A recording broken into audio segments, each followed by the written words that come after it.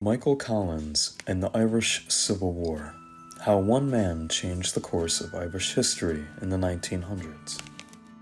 Ireland had been under the rule of the British Empire since its inception, known as one of the major colonies of Britain. Understandably, the members of the Irish colony wanted freedom. However, this idea led the country of Ireland to be divided over the actual means of governing.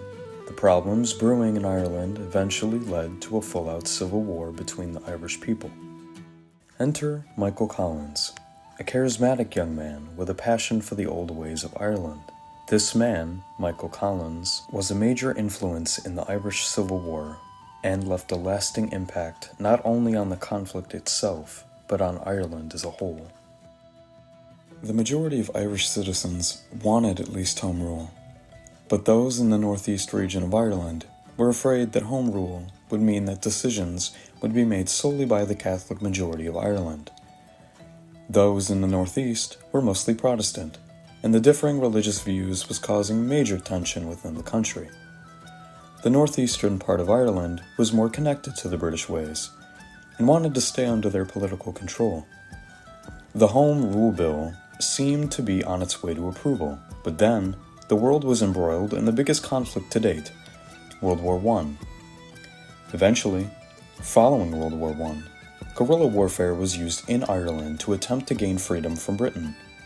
However, in 1921, the British were willing to sign a treaty to appease the Irish, hoping that they would discontinue the conflict. The treaty gave Southern Ireland independence in affairs of Ireland, but they did have to sign an oath of allegiance. This oath, though it was necessary to the treaty, led to major conflict back in Ireland. The Civil War arose from disagreements between pro-treaty and anti-treaty sides, lasting from 1922 to 1923. This Civil War is where Michael Collins rose to fame. Irish author Eoin Neeson wrote The Life and Death of Michael Collins in 1968. Within 50 years of the Irish Civil War and the death of Michael Collins. Neeson is Irish himself, and was able to show the way that the majority of Irish citizens viewed Collins. Neeson's work begins by pointing out that, and quote, he, Collins, was already a living symbol of Ireland's struggles. So much so that the image of him grew into a legend while he was in his 20s. Has come down to these later generations as a distortion of the real man. End quote. While Collins was a strong leader, he was not the man of the legend that everyone assumes he was. Neeson is careful to be impartial and writes, end quote, Collins was no demigod with the gift of omniscience. He made mistakes like everybody else, though perhaps less often and perhaps with the power to turn his mistakes to his advantage. End quote.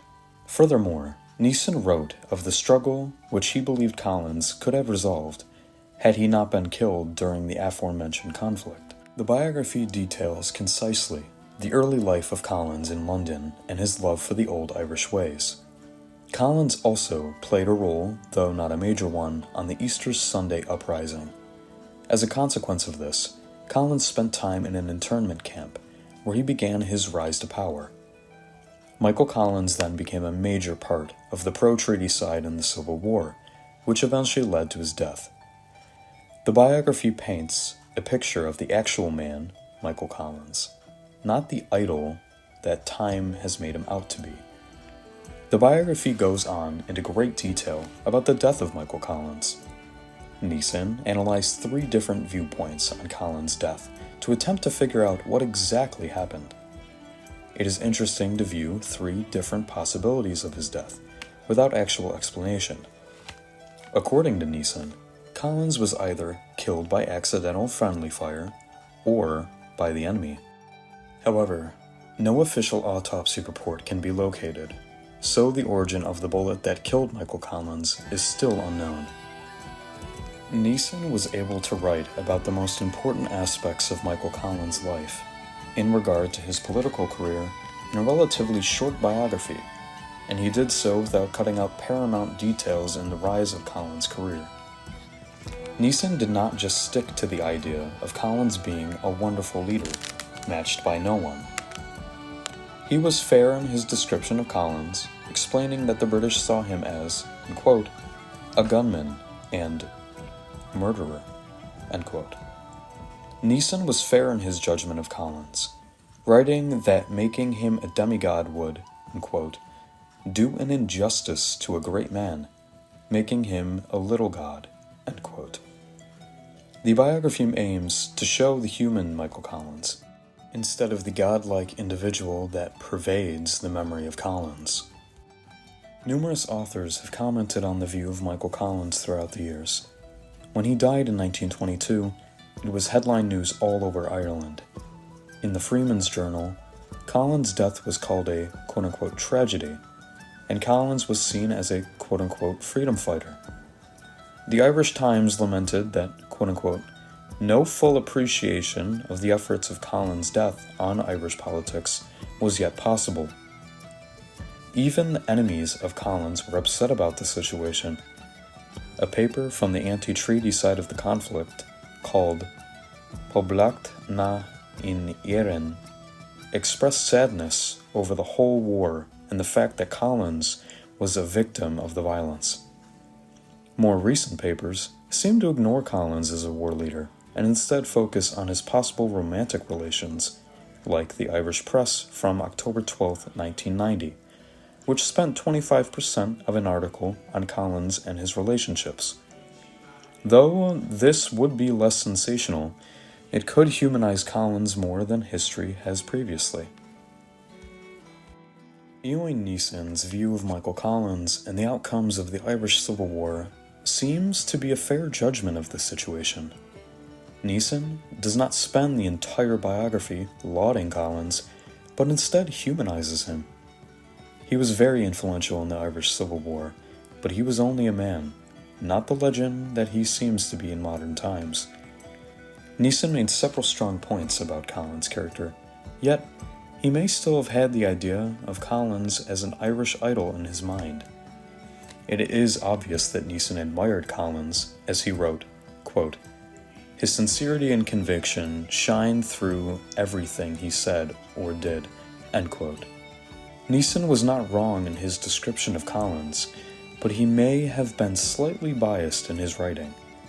Collins seemed to be more of a symbol to the Irish, a symbol of a fallen hero who had died for his beliefs. It would be interesting to see how Collins would have been remembered had he not fallen in the battle, and instead survived to see the end of the Civil War. Michael Collins was arguably the most prominent person during the Irish Civil War. He was clever and intelligent, which allowed him to be an effective leader. He focused much of his young life on following his Gaelic heritage, even struggling to learn the language to be more connected with an older Ireland. Dedicated beyond belief, Collins was paramount in the organization and administration of his cause. Though some bad things have been written about Collins, he seems to have been one of the most loved men of Ireland. No matter which way the situation is viewed, Michael Collins rose to the occasion during the Irish Civil War and defended his beliefs to the death, which earned him a lasting legacy in Ireland.